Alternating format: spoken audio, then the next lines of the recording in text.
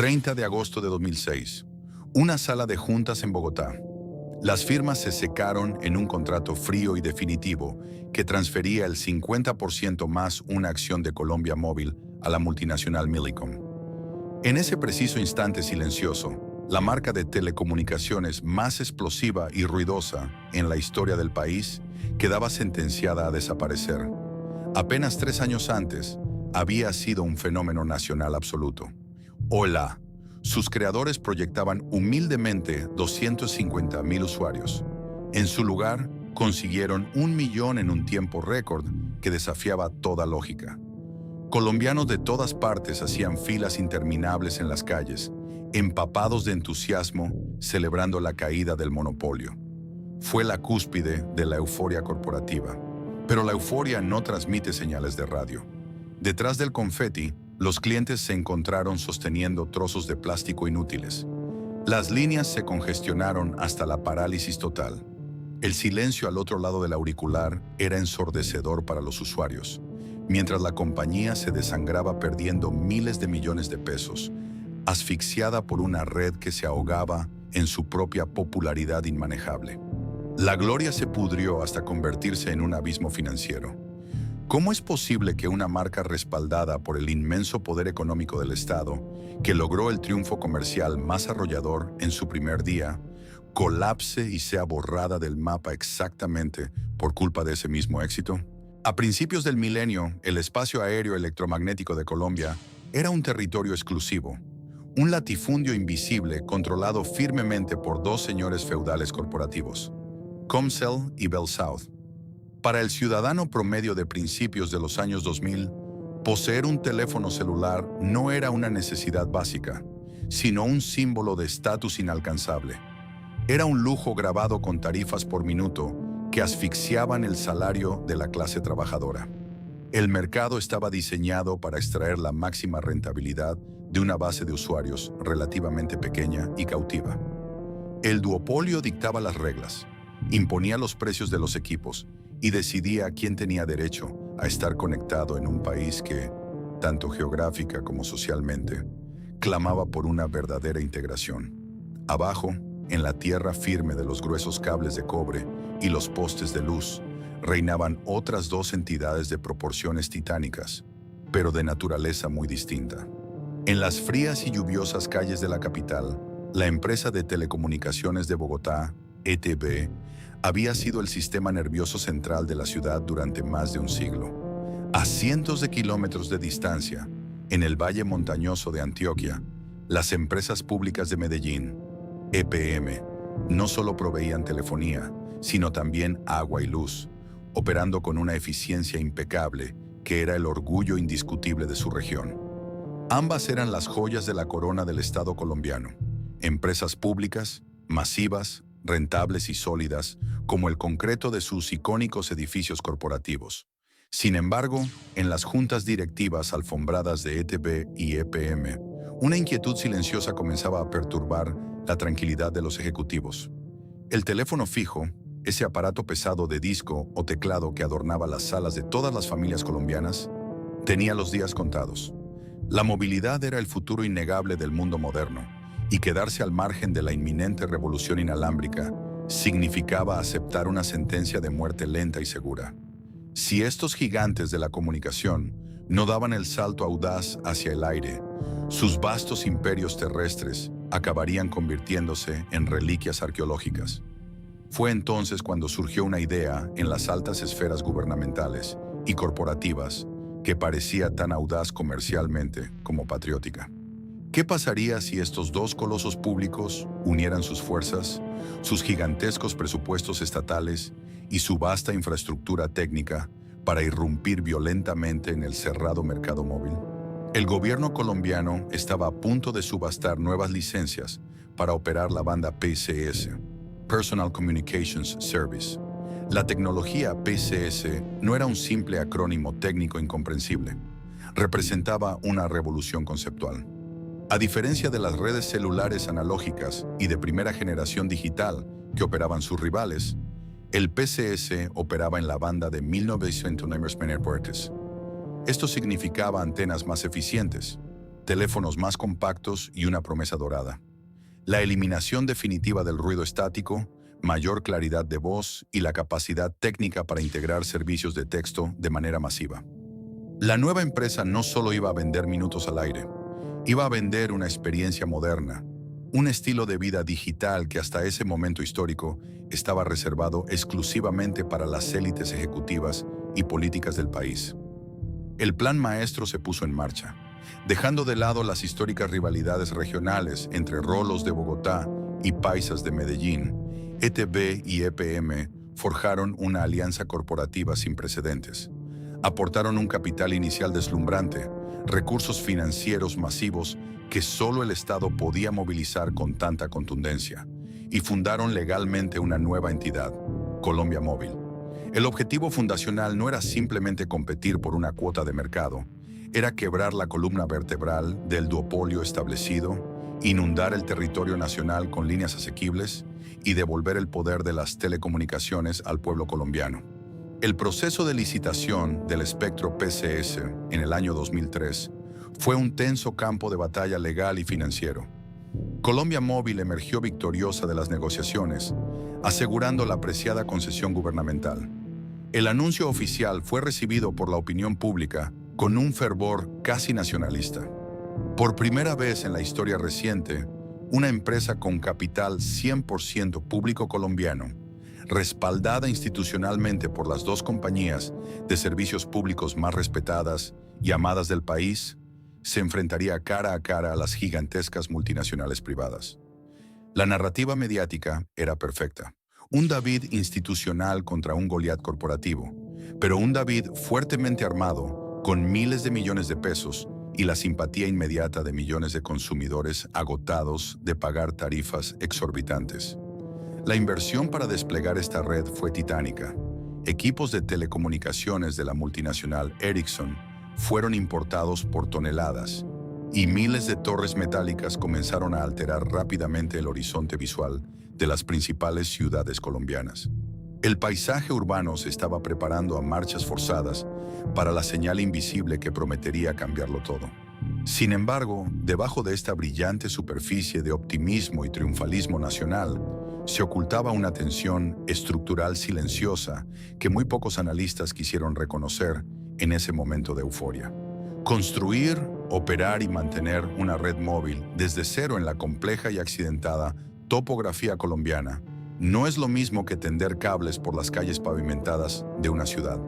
Requiere una agilidad operativa extrema, una capacidad de reacción técnica instantánea y una cultura corporativa hiperdinámica. ETB y EPM eran verdaderos monstruos de eficiencia en sus respectivos monopolios locales, pero también portaban en sus venas el ADN innegable y pesado de las burocracias estatales.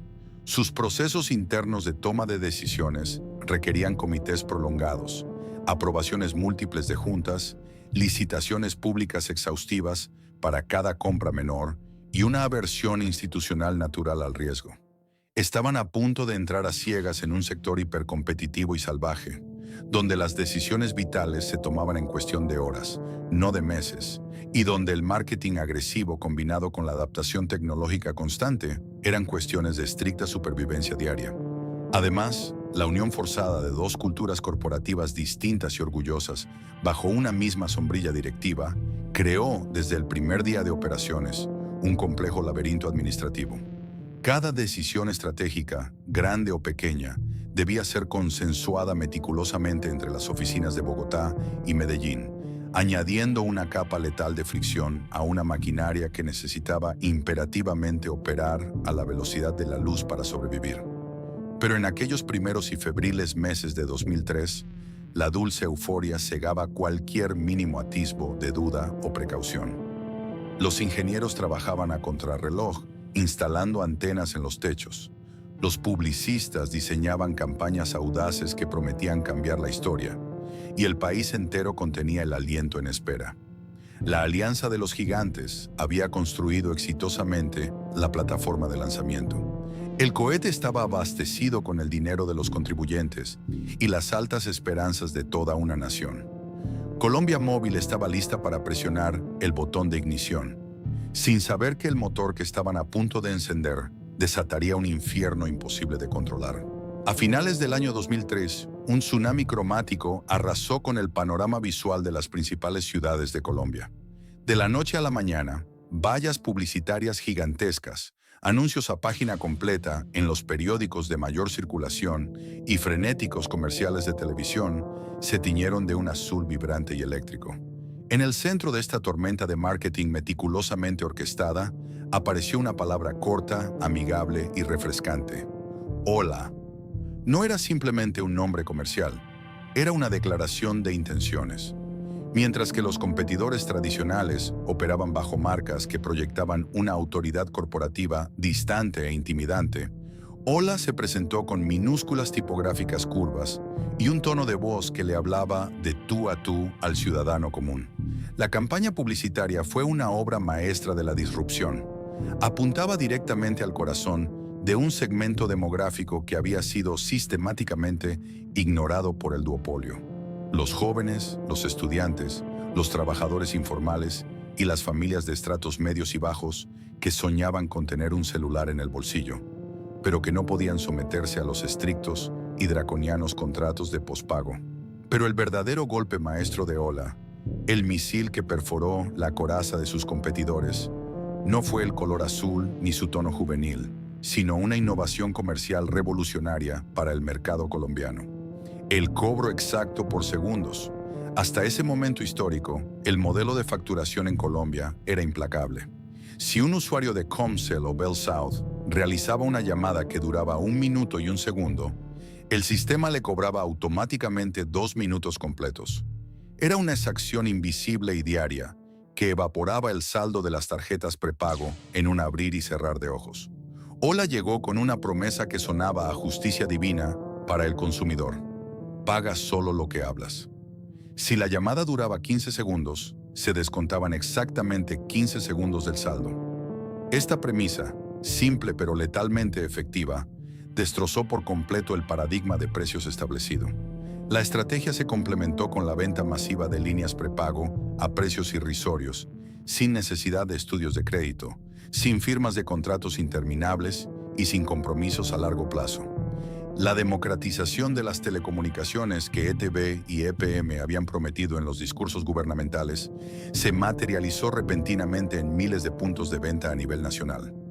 La marca se posicionó no solo como una opción más barata, sino como una herramienta de liberación económica. Hola no estaba vendiendo minutos, estaba vendiendo la emancipación de un sistema tarifario opresivo. La calle respondió con un entusiasmo que nadie en las altas oficinas de Bogotá o Medellín pudo haber anticipado. El día del lanzamiento comercial oficial, la realidad superó cualquier proyección trazada en los tableros de cristal de los analistas de riesgo. Las aceras de las principales avenidas comerciales del país amanecieron bloqueadas por multitudes impacientes. Filas humanas que serpenteaban por cuadras enteras se formaron frente a los centros de atención y los pequeños distribuidores autorizados. Colombianos de todas las edades aguardaban bajo el sol inclemente o la lluvia fría, con billetes arrugados en las manos, desesperados por adquirir la famosa SIM Card azul que les otorgaría el derecho a comunicarse sin ser castigados financieramente. Los inventarios iniciales de tarjetas SIM y teléfonos compatibles con la banda PCS, que se suponía debían durar meses enteros, se evaporaron en cuestión de semanas y en algunos lugares en horas. Los camiones de distribución no daban abasto para reabastecer a los minoristas. En las juntas directivas de Colombia Móvil, el ambiente era de pura euforia embriagadora. Los ejecutivos observaban las gráficas de crecimiento de usuarios dispararse en un ángulo casi completamente vertical, rompiendo todos los techos de las previsiones optimistas. El plan de negocios original, redactado con una precaución conservadora, proyectaba captar alrededor de 250,000 clientes durante el primer año de operaciones, un objetivo que ya se consideraba sumamente ambicioso para un nuevo competidor. Sin embargo, impulsada por la histeria colectiva y el boca a boca imparable, Hola pulverizó esa meta. En un abrir y cerrar de ojos, la cifra de suscriptores cruzó el umbral del 500,000, y poco después, el mágico e impensable número de 1 millón de usuarios activos resonó en la prensa nacional como un hito histórico sin precedentes. Fue la tasa de adopción tecnológica más rápida jamás registrada en el país. El Estado colombiano había triunfado rotundamente sobre el sector privado. La hazaña parecía perfecta. Pero la física no entiende de planes de marketing y las ondas de radio no se multiplican por la simple fuerza del entusiasmo popular. Mientras en la superficie se descorchaban botellas de champán para celebrar el 1.000.000 de usuarios, en las profundidades de la infraestructura de Ola, el sistema estaba comenzando a emitir alarmas críticas. La red nacional, construida con equipos Ericsson de última generación, había sido cuidadosamente diseñada y dimensionada técnica para soportar una curva de crecimiento gradual. Estaba configurada para procesar el tráfico de esos 250.000 usuarios iniciales, permitiendo a los ingenieros ajustar y expandir la capacidad a medida que el volumen aumentara lentamente durante los años siguientes.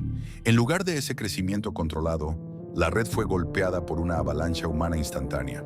Cientos de miles de usuarios intentando activar sus líneas, enviar mensajes de texto y realizar llamadas de prueba simultáneamente generaron un cuello de botella cibernético de proporciones dantescas. Las torres de transmisión, los procesadores de señal y las centrales de conmutación comenzaron a sobrecalentarse bajo el peso aplastante de 1.000.000 de conexiones exigiendo servicio al mismo tiempo. La semilla de la destrucción de Ola ya había sido plantada y paradójicamente era la misma semilla de su éxito desmesurado. La fiesta del 1.000.000 de usuarios estaba a punto de terminar y la resaca operativa que se avecinaba amenazaba con destruir la marca desde adentro. El entusiasmo masivo es una fuerza poderosa, pero la capacidad del espectro electromagnético es una barrera física inquebrantable. A medida que las semanas avanzaban tras el fulgurante lanzamiento, el brillante y optimista color azul que había inundado las calles de Colombia comenzó a adquirir una tonalidad mucho más oscura y ominosa en la mente de los consumidores. La euforia inicial de poseer un celular por primera vez o el alivio de haber escapado finalmente de las garras de las altas tarifas tradicionales se desvaneció de manera abrupta al enfrentarse a la fría y muda realidad de una pequeña pantalla digital que parpadeaba incesantemente con el mensaje «Red ocupada». Para cientos de miles de colombianos, el acto cotidiano y fundamental de realizar una llamada se transformó rápidamente en una lotería frustrante y humillante. Al marcar un número, en lugar del característico y tranquilizador tono de timbrado, los usuarios eran recibidos por un silencio sepulcral, seguido de 3 pitidos rápidos y el corte violento de la comunicación. Las escasas llamadas que milagrosamente lograban conectarse a través del saturado espectro sufrían de intermitencias constantes, ecos metálicos, voces robóticas e incomprensibles, y desconexiones repentinas a mitad de una frase vital. La promesa liberadora que había seducido a toda una nación, pagar solo por los segundos hablados, se convirtió en una ironía cruel y amarga cuando resultaba técnica y físicamente imposible mantener una conversación fluida durante más de 10 o 15 segundos seguidos sin que el sistema colapsara. El problema no estaba aislado en zonas rurales remotas, montañosas o en las periferias geográficas del país, donde la cobertura celular históricamente siempre había sido deficiente. La crisis de conectividad golpeaba con una brutalidad implacable directamente en los núcleos urbanos densamente poblados, los mismos centros económicos neurálgicos donde Ola había concentrado sus mayores esfuerzos publicitarios y donde la densidad de usuarios adquiridos era más crítica. En metrópolis como Bogotá, Medellín, Cali y Barranquilla, zonas comerciales y residenciales enteras se convirtieron de facto en agujeros negros de señal durante las prolongadas horas pico. Al mediodía, durante el almuerzo, o al finalizar la jornada laboral a las 6 de la tarde, intentar usar una línea de Ola era un ejercicio garantizado de exasperación. Los teléfonos móviles, que habían sido adquiridos con tanto esfuerzo económico, sacrificio y esperanza por familias de clase trabajadora, quedaron reducidos a inútiles rectángulos de plástico y cristal iluminado que, en la práctica, solo servían para jugar a la víbora o mirar la hora. La frustración no era un simple inconveniente temporal. Comenzó a afectar la vida diaria. la dinámica familiar y los negocios incipientes de aquellos que habían confiado ciegamente en la marca. Trabajadores independientes, mensajeros, pequeños comerciantes y estudiantes de repente se encontraron totalmente incomunicados con el mundo exterior. La prensa nacional, que apenas unos meses atrás había aplaudido de pie y elogiado con entusiasmo el nacimiento del David estatal que venía a salvar al consumidor, cambió su tono de manera drástica y despiadada. Los noticieros de televisión en horario estelar y las portadas de los principales diarios del país comenzaron a documentar el desastre con lujo de detalles. Las mismas calles que antes mostraban filas kilométricas de compradores felices y expectantes, ahora eran el escenario habitual de reportajes donde ciudadanos visiblemente indignados golpeaban sus teléfonos o los mostraban a las cámaras de televisión exigiendo respuestas. Los caricaturistas políticos encontraron en la agonizante marca un blanco fácil e inagotable, jugando satíricamente con la palabra hola para representar tsunamis de frustración, promesas ahogadas o saludos de auxilio que nunca llegaban a su destino. La narrativa pública experimentó un giro violento y definitivo. El héroe corporativo que iba a democratizar las comunicaciones se estaba convirtiendo a un ritmo alarmante en el hazmerreír de todo el país, cimentando dolorosamente en la memoria colectiva el peligroso refrán de que lo barato sale caro.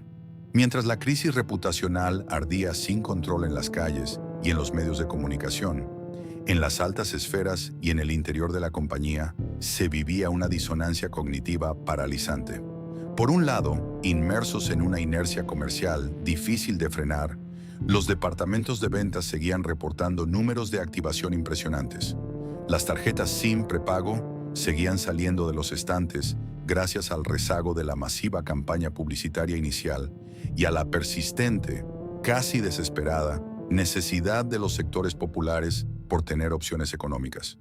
Pero por otro lado, encerrados en los cuartos de control de red fríos y esterilizados, los ingenieros de sistemas observaban con absoluto horror cómo los monitores parpadeaban incesantemente en rojo intenso, indicando la saturación extrema y el estrés estructural de las centrales de conmutación. La empresa entera estaba atrapada en una paradoja corporativa letal. Cada nuevo cliente que la maquinaria de marketing lograba captar ya no era un motivo legítimo de celebración, sino una carga adicional insoportable para una infraestructura de antenas y servidores que ya estaba colapsando bajo su propio peso. El acto de vender, el corazón mismo de cualquier empresa, se había convertido para Ola en un acto de autodestrucción acelerada. Cada nueva activación en el sistema degradaba aún más, de forma automática, la ya precaria calidad del servicio para el millón de usuarios existentes, alimentando un ciclo tóxico de insatisfacción creciente e irreversible. Ola estaba, en el sentido más literal de la palabra, muriendo de éxito. Estaba siendo devorada viva por el apetito insaciable del gigantesco monstruo comercial que sus propios creadores habían despertado, mientras la incapacidad física de sus cimientos técnicos preparaba silenciosamente el terreno para un colapso sistémico mucho más profundo y devastador. El abismo entre la promesa publicitaria de libertad y la cruda realidad tecnológica se ensanchó rápidamente hasta devorar por completo la paciencia del consumidor. En el epicentro de esta crisis operativa, no solo había torres de transmisión saturadas que rechazaban conexiones. El verdadero drama humano se estaba desarrollando en las trincheras de los centros de atención al cliente. Estos espacios, originalmente diseñados y dimensionados para guiar cordialmente a los nuevos usuarios en la configuración de sus flamantes dispositivos móviles, se transformaron de la noche a la mañana en zonas de guerra psicológica. Los sistemas telefónicos de soporte técnico de Ola fueron bombardeados por un volumen de quejas que desafiaba cualquier capacidad de respuesta humana. Decenas de miles de llamadas ingresaban diariamente a las líneas de ayuda, no para solicitar información sobre nuevos planes, sino para exigir una explicación al silencio sepulcral de sus teléfonos. Los agentes de servicio al cliente, en su mayoría jóvenes universitarios contratados para leer guiones amables, se encontraron recibiendo una ola incesante de indignación, insultos y desesperación de clientes que sentían que su dinero había sido arrojado al vacío. Pero la tragedia operativa radicaba en que estos operadores estaban completamente desarmados. No tenían soluciones técnicas que ofrecer porque el problema no residía en una mala configuración del teléfono, sino en la insuficiencia física de la infraestructura nacional. Las pantallas de sus computadoras mostraban el mismo diagnóstico implacable una y otra vez: congestión severa de la red. La única instrucción que podían impartir a los furiosos usuarios era que intentaran llamar más tarde. Una respuesta inaceptable para alguien que necesitaba comunicarse por una urgencia médica, un negocio urgente o simplemente para hablar con su familia. A medida que las semanas de fallas intermitentes se convirtieron en meses de caídas sistémicas crónicas, la frustración mutó en una rabia colectiva y tangible. El consumidor colombiano, históricamente resiliente, finalmente alcanzó su punto de quiebre. El acto de rebelión no se manifestó en protestas organizadas, sino en un gesto físico, silencioso pero masivamente destructivo para la compañía. Cientos de miles de usuarios retiraron la cubierta trasera de sus teléfonos móviles, extrajeron la pequeña tarjeta SIM azul con el logo de Hola y simplemente la arrojaron a la basura. Ese minúsculo trozo de plástico, que poco tiempo atrás había sido el objeto más codiciado del mercado nacional, símbolo de una revolución en las comunicaciones, se convirtió en sinónimo de inutilidad. Dejaron de recargar sus saldos. Los teléfonos fueron apagados o guardados en los cajones de las mesas de noche. La deserción silenciosa comenzó a vaciar la red, no porque el problema técnico se hubiera resuelto, sino porque la gente había decidido renunciar a la marca de forma definitiva. El daño a la confianza, el activo más invaluable e irrecuperable de cualquier empresa de servicios, estaba hecho, y la hemorragia de usuarios activos se volvió indetenible. Frente a un incendio de esta magnitud destructiva, la lógica fundamental de cualquier corporación dicta una movilización inmediata de recursos, comprar más capacidad, instalar nuevas antenas a un ritmo frenético, alquilar espectro adicional o implementar actualizaciones de software de emergencia. Si la red se estaba ahogando por falta de oxígeno tecnológico, la solución evidente era inyectar capital masivo en la infraestructura para estabilizar el servicio antes de que los clientes desertaran. Sin embargo, aquí fue donde la naturaleza misma de los cimientos de Hola se convirtió en su propia prisión. La marca no era una entidad privada ágil capaz de girar un cheque de emergencia en una tarde. Era el fruto de la unión de EPM y ETB, dos mastodontes de propiedad estatal. En el mundo de las empresas públicas de servicios domiciliarios, la cautela y el cumplimiento estricto de la ley administrativa primaban sobre la velocidad de reacción. Mientras que en una corporación multinacional privada, la junta directiva podía aprobar la compra urgente de 100 torres de transmisión celular mediante una videollamada, para Colombia Móvil el proceso era una pesadilla burocrática. Cada adquisición significativa de tecnología, cada contrato para instalar una antena en el techo de un edificio privado y cada actualización masiva de servidores requería la redacción meticulosa de pliegos de condiciones. Debían abrirse licitaciones públicas transparentes, esperar los plazos legales de recepción de ofertas, evaluar las propuestas en comités técnicos prolongados y lidiar con posibles impugnaciones legales de los contratistas perdedores. Un proceso que en el mercado de las telecomunicaciones móviles necesitaba ejecutarse en un par de semanas, a Hola le tomaba agónicos meses de papeleo institucional. El reloj avanzaba implacablemente y la burocracia estatal dictaba el ritmo de una empresa que estaba perdiendo miles de clientes cada hora. Además, las tensiones naturales de administrar una compañía con dos cabezas pensantes comenzaron a paralizar las decisiones críticas. Las oficinas directivas, divididas entre Medellín y Bogotá, exigían consensos políticos y administrativos constantes. Los ejecutivos de ambas empresas fundadoras, acostumbrados a reinar supremos en los mercados monopólicos y estables de la telefonía fija y el acueducto, se encontraban nadando en aguas turbulentas que no comprendían del todo. La dinámica hiperagresiva de las telecomunicaciones móviles exigía una toma de riesgos y una flexibilidad operativa que chocaba frontalmente con la cultura conservadora de los administradores públicos. Mientras los comités debatían presupuestos, revisaban reglamentos de contratación estatal y redactaban informes para los organismos de control gubernamental, la red de Ola continuaba degradándose en las calles. La parálisis administrativa en las altas esferas directivas selló la suerte del departamento técnico, dejando a los ingenieros atrapados sin las herramientas legales ni el tiempo necesario para salvar la infraestructura. La ceguera estructural de la organización no les permitió ver que, en la economía digital, la lentitud administrativa es un lujo letal que ninguna cantidad de capital inicial puede compensar.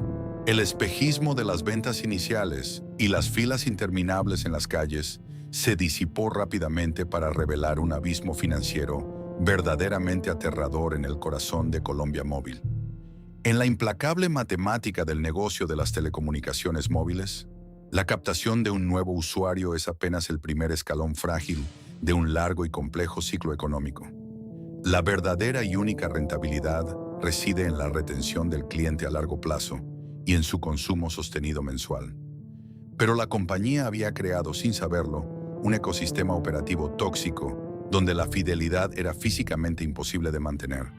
Con cientos de miles de líneas quedando inactivas cada semana y teléfonos apagados y abandonados en el fondo de los cajones por el mal servicio, el flujo de caja operativo sufrió un infarto fulminante. El modelo revolucionario y masivamente publicitado de cobrar estrictamente por los segundos hablados se convirtió, irónicamente, en el verdugo contable más letal de la empresa. Si los usuarios angustiados no podían mantener una llamada por más de 10 o 20 segundos antes de que el sistema saturado colapsara y cortara la comunicación, la empresa solo podía facturar 20 miserables segundos de servicio, mientras los altísimos costos de mantener la llamada viva y la pesada infraestructura subyacente permanecían fijos, inflexibles e inamovibles. La ecuación financiera que sostenía el proyecto estaba rota desde su base, destruyendo cualquier margen de ganancia concebible. Paralelamente, la inmensa estructura de costos operativos de la marca era un gigante insaciable que devoraba el capital a un ritmo frenético. El mantenimiento físico y técnico de las torres de transmisión esparcidas por toda la compleja geografía del territorio nacional, los absurdamente elevados costos de interconexión que se estaba obligada a pagar rigurosamente a las redes competidoras cada vez que una llamada intentaba cruzar sus fronteras tecnológicas, y las millonarias obligaciones internacionales asumidas para la importación continua de equipos generaban cuentas monumentales. Estos compromisos corporativos a menudo estaban indexados a la fortaleza del dólar estadounidense, mientras que la empresa lograba recaudar apenas una fracción cada vez menor de devaluados pesos colombianos a través de las escasas y declinantes recargas prepago en las calles.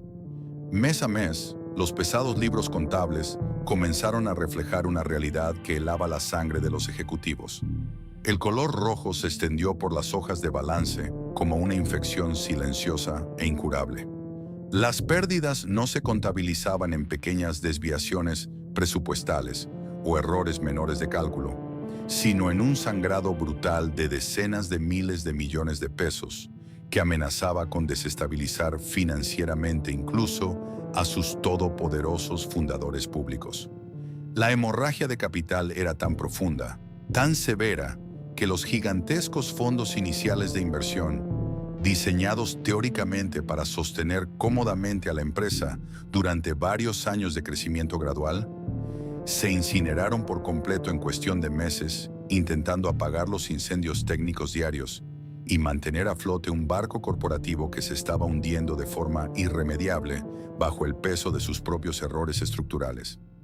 A medida que la magnitud indiscutible del desastre financiero se hacía evidente y la prensa comenzaba a destapar los huecos contables, la luna de miel corporativa entre Bogotá y Medellín llegó a un final abrupto, tenso y profundamente amargo. Las elegantes e insonorizadas salas de juntas, que apenas un par de años atrás habían sido el escenario luminoso de apretones de manos históricos, sonrisas victoriosas y brindis por el futuro brillante de las telecomunicaciones estatales, se transformaron rápidamente en oscuros tribunales de acusaciones cruzadas y trincheras defensivas. Dos gigantes monolíticos profundamente orgullosos de su infalibilidad histórica y su prestigio institucional se encontraron atrapados en un matrimonio forzado y ruinoso que estaba devorando implacablemente su patrimonio. La tensión respirable en las cúpulas directivas compartidas se volvió asfixiante y paralizante. La pregunta que resonaba en cada reunión de emergencia era una sola: ¿quién era el responsable directo de que cientos de millones de dólares en dinero público, aportados por los contribuyentes, se estuvieran evaporando en el aire sin dejar rastro? Los ejecutivos enviados desde la capital apuntaban sus dedos inquisidores hacia las decisiones operativas y de expansión tomadas en Antioquia, mientras que desde Medellín se cuestionaba con extrema dureza la agilidad administrativa, el soporte técnico y el compromiso real de sus socios estratégicos bogotanos. Las antiguas y profundas rivalidades regionales y culturales, que habían sido cuidadosamente sepultadas bajo la retórica de la unidad nacional durante el gran lanzamiento de la marca, resurgieron con una fuerza tóxica y destructiva. La desconfianza mutua se instaló en el corazón de la directiva, paralizando cualquier intento de salvamento, coordinado o reestructuración de emergencia. El conflicto corporativo interno no pudo contenerse por mucho tiempo dentro de los muros de las oficinas presidenciales de las compañías. Pronto escaló violentamente hacia las esferas del poder político local y nacional. Los consejos municipales de ambas metrópolis comenzaron a exigir explicaciones contundentes, públicas y urgentes. Los alcaldes y políticos de turno, genuinamente alarmados por el impacto devastador que estas pérdidas masivas tendrían en los presupuestos públicos destinados a necesidades críticas como salud, educación e infraestructura básica, comenzaron a presionar sin piedad a las asediadas juntas directivas. La crisis ya no era simplemente un desafortunado fracaso comercial digno de estudio corporativo. Se había transmutado velozmente en un escándalo de proporciones sísmicas que amenazaba con destruir carreras gubernamentales enteras. Cada titular de prensa matutina se acompañaba ahora de cifras aterradoras sobre el gravísimo detrimento patrimonial del Estado. En medio de esta verdadera guerra civil directiva y política, el enfoque vital de la alta gerencia se desvió de manera total y definitiva del único campo de batalla que realmente importaba: el mercado de los consumidores. Mientras los más altos directivos gastaban todo su tiempo, recursos y energía en reuniones de crisis interdisciplinarias, enfrentando auditorías interminables y diseñando intrincadas estrategias legales para eludir responsabilidades penales, la marca quedó abandonada a su propia suerte en la arena comercial.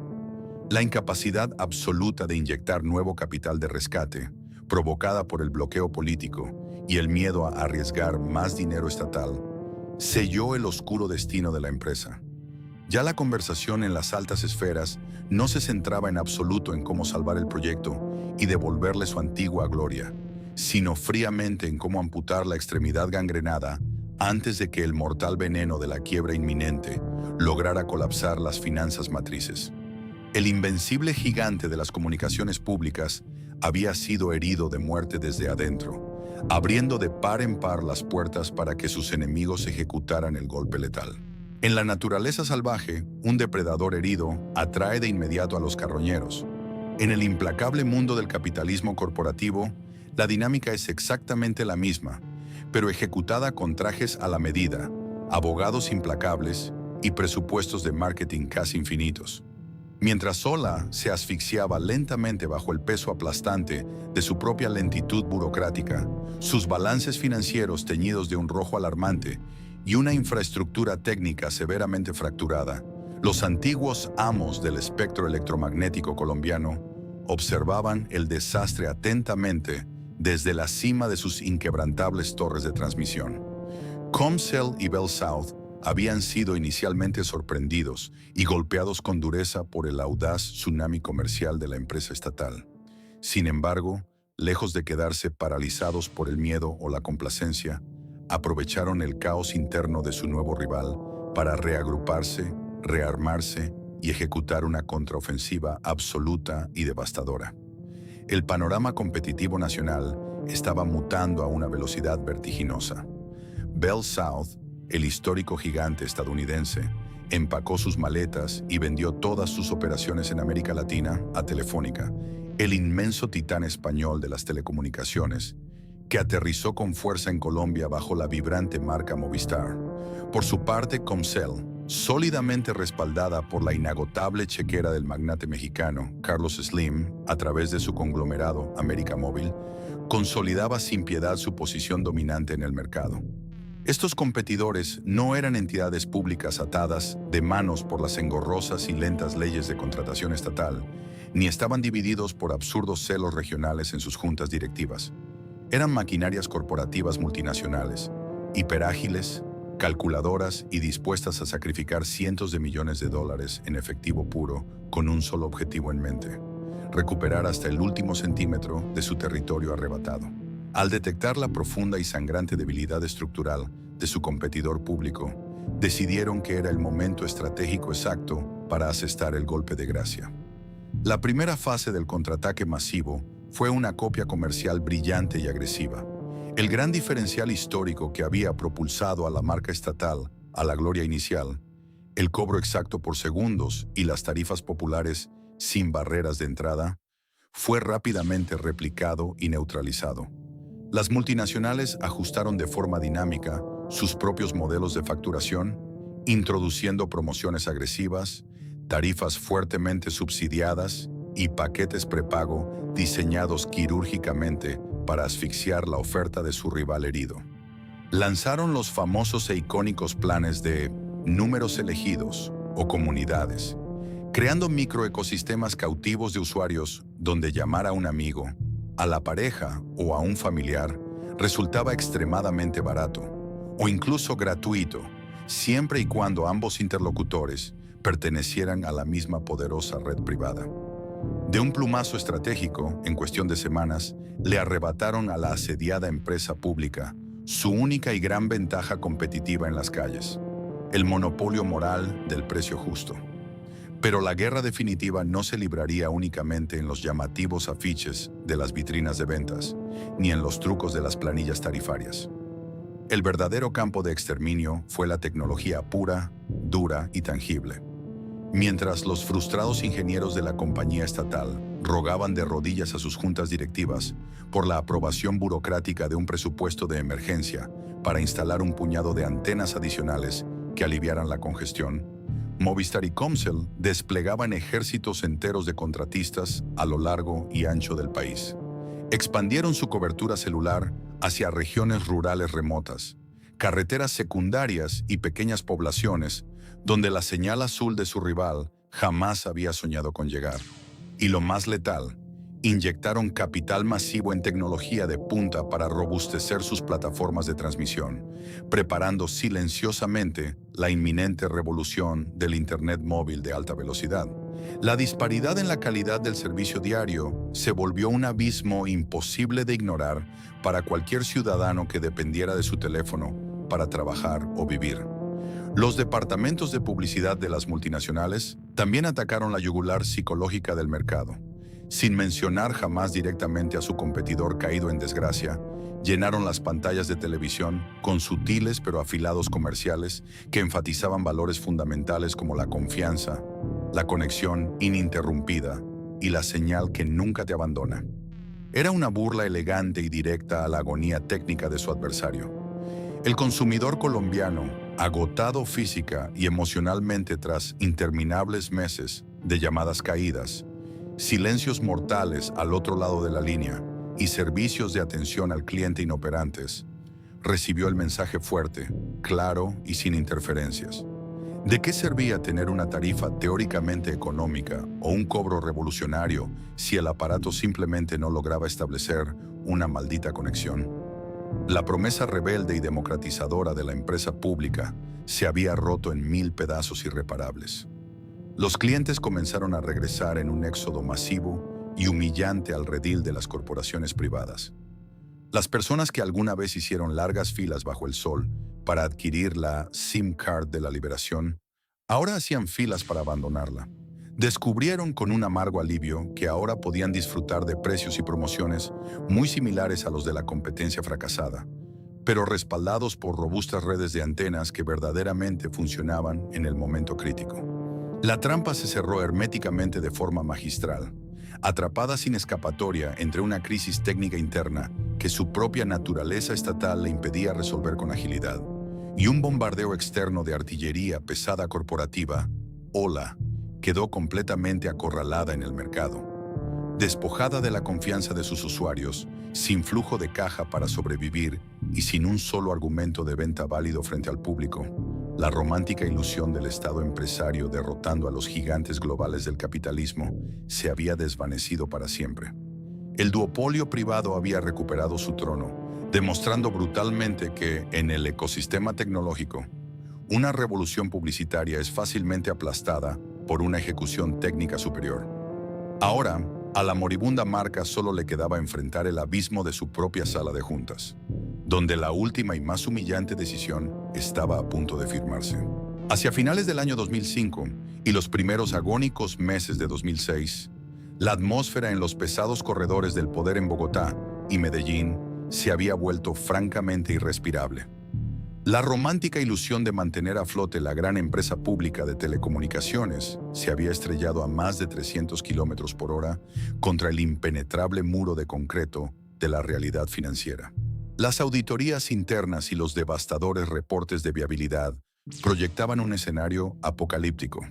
Para estabilizar mínimamente la red, tapar los agujeros de cobertura y recuperar una fracción del terreno perdido ante el implacable avance de las multinacionales, se requería una inyección urgente de capital en dólares de proporciones astronómicas.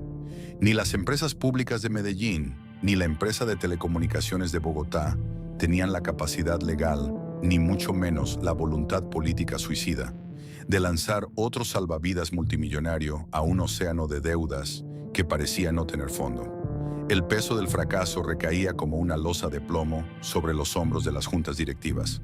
Lo que apenas 24 meses antes había sido el proyecto bandera brillante para demostrar la eficiencia innegable del Estado empresario, ahora era una bomba de tiempo política, con la mecha encendida, a punto de estallar en las manos de los alcaldes y gobernadores de turno. La presión de los medios de comunicación era asfixiante, exigiendo cabezas, mientras los organismos de control gubernamental acechaban cada movimiento contable con lupas implacables.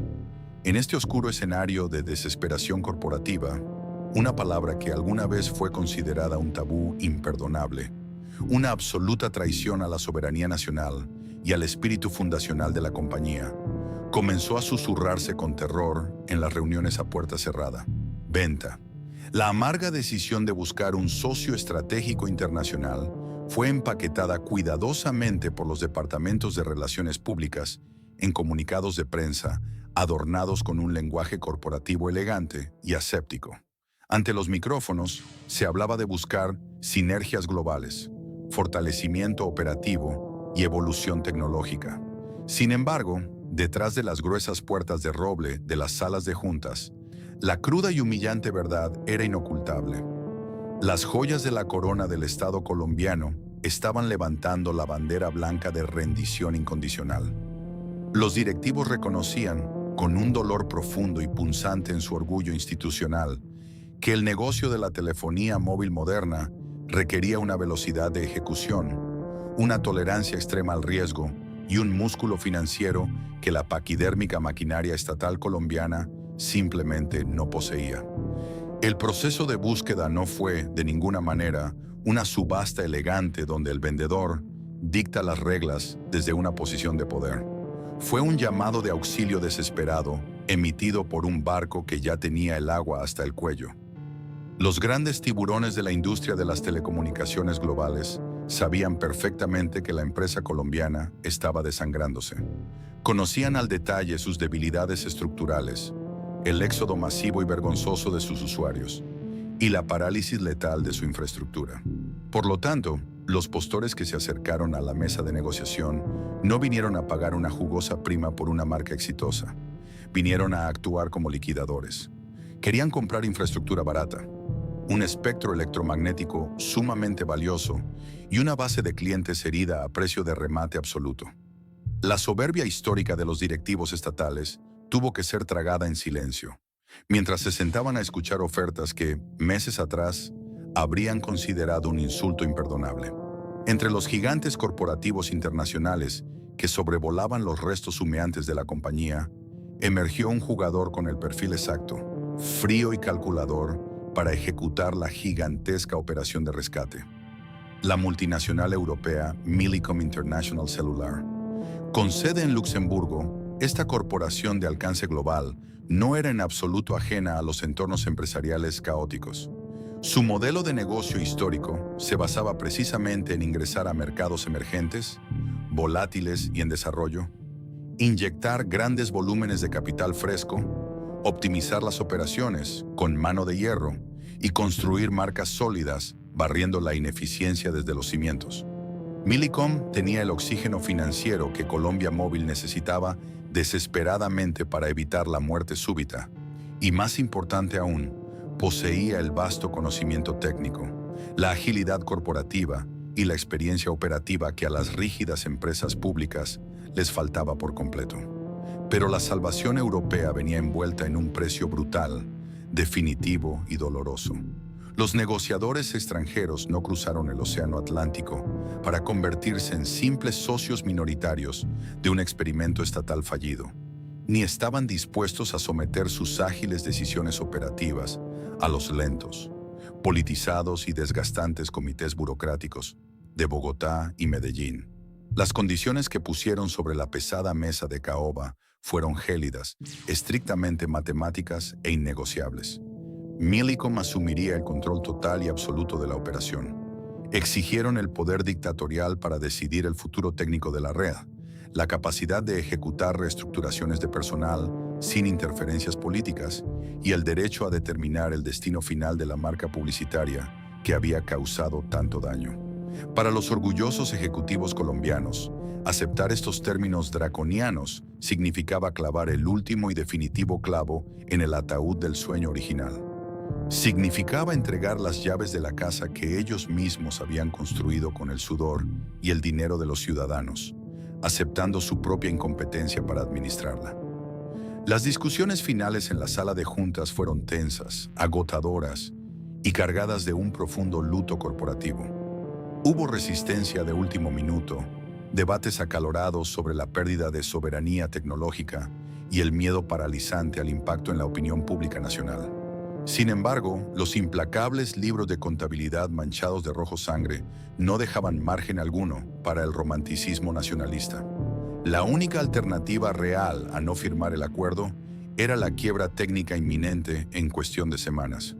Un escándalo gubernamental de proporciones catastróficas que arruinaría carreras políticas enteras y la pérdida total e irrecuperable de la inmensa inversión inicial.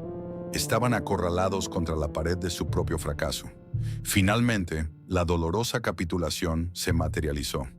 El acuerdo fue estructurado cediendo la mayoría accionaria y el control gerencial indiscutible a la multinacional extranjera.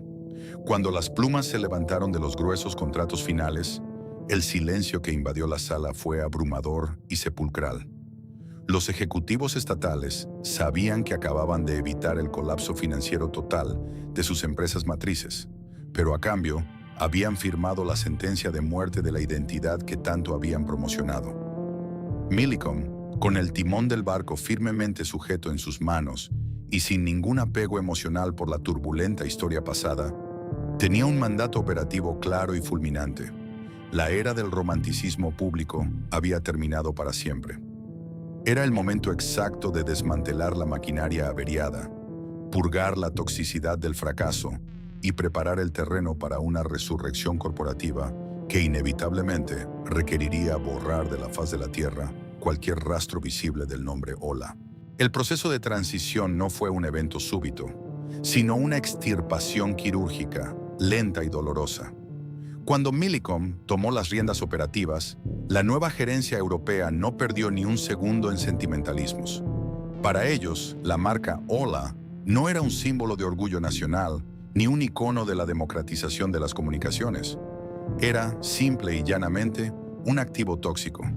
Cada valla publicitaria, cada folleto impreso y cada logotipo azul que permanecía en las calles era un recordatorio visual de un servicio deficiente, de promesas incumplidas y de una reputación técnica hundida hasta los cimientos.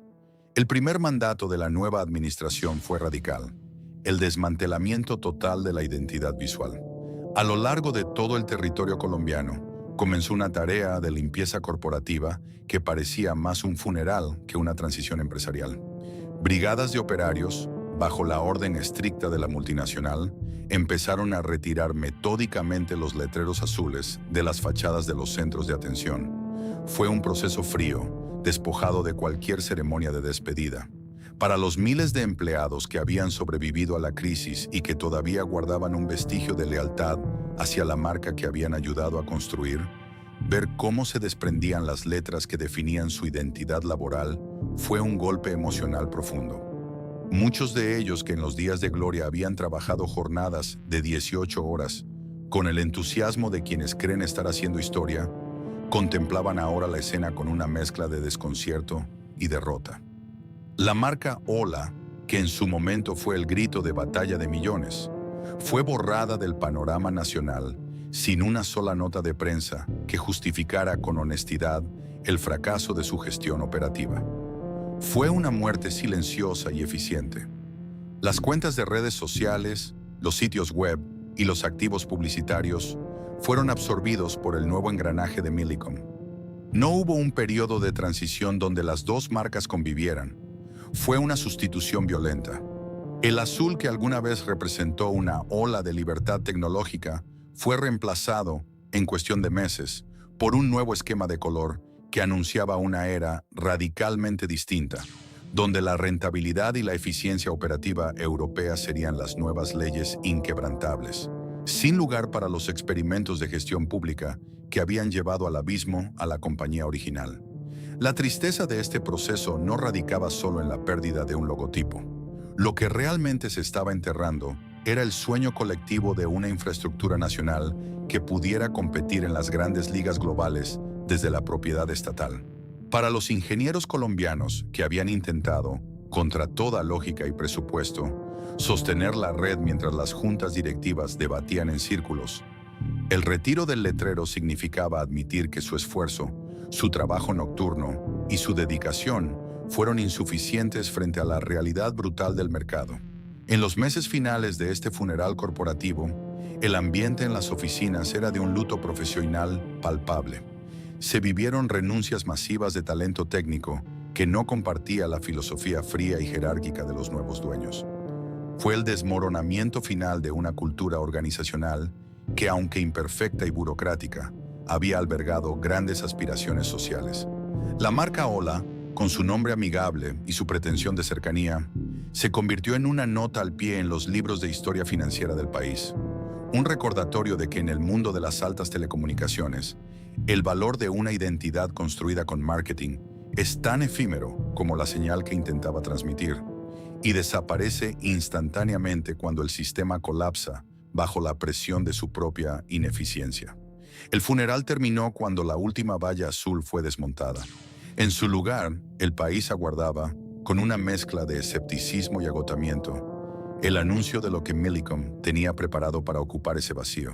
En diciembre de 2006, casi como una respuesta técnica calculada para limpiar la memoria colectiva, surgió Tigo. No fue un simple cambio de nombre, fue un reseteo violento. Mientras que Hola había nacido del entusiasmo político y la ambición nacionalista, Tigo llegó con una armadura de pragmatismo europeo, una estructura operativa disciplinada y, sobre todo, una promesa que esta vez no estaba basada en la emoción, sino en la estabilidad. Conectar para crecer. La marca Tigo trajo consigo un cambio de paradigma total, no solo en la identidad visual, sino en la filosofía de gestión. Millicom ejecutó una purga operativa radical. Las decisiones ya no se tomaban en comités interdepartamentales eternos, ni bajo la sombra de directivas políticas, sino en oficinas donde la eficiencia y el retorno de inversión eran las únicas métricas sagradas. Se inyectaron los millones de dólares necesarios para modernizar la infraestructura. Se instalaron nuevas antenas con una velocidad que la burocracia estatal jamás habría permitido, y se optimizaron las rutas de interconexión con una precisión matemática. Tigo no prometía la revolución ni el fin de los monopolios. Prometía lo que el consumidor colombiano, agotado tras años de caos, finalmente deseaba: una línea que simplemente funcionara. El éxito de Tigo en los años posteriores no fue una casualidad ni un golpe de suerte. Fue el resultado de aprender dolorosamente de las cenizas de su predecesor. La lección fundamental que quedó grabada a fuego tras el colapso de Ola es que la comercialización agresiva sin una base técnica sólida es en esencia un acto de suicidio empresarial. Tigo construyó su éxito sobre el principio de que la red es la empresa. En lugar de vender sueños y promesas de precios imposibles, la nueva marca se enfocó en la calidad del servicio, la expansión de la cobertura y la mejora constante de la experiencia del usuario, entendiendo que en el mercado móvil la retención es el único camino real hacia la rentabilidad a largo plazo.